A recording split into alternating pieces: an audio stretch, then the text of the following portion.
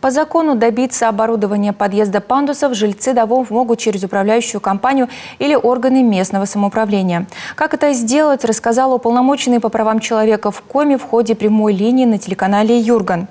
Вопрос был задан телезрителям.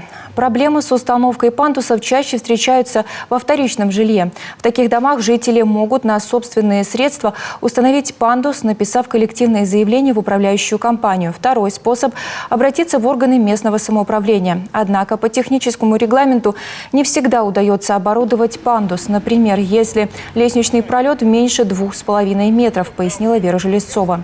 Если администрация отказывает в установке пандуса или затягивает процесс, можно обратиться в суд. Нужно обратиться с заявлением, обязательно в заявлении указать, какой нужно пандус, или это подъемник, в каком именно месте, да, то есть это во время входа в подъезд, да, или это в самом подъезде. Обязательно приложить справки, например, о том, что человек является инвалидом-колясочником.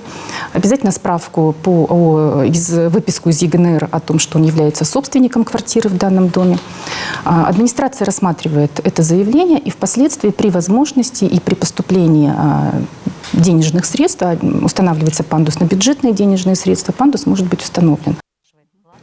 Как отметила Вера Железцова, к ней обращаются по самым разным вопросам. Защита прав и свобод человека, совершенствование законодательства и правовое информирование. Такие задачи стоят перед уполномоченным по правам человека.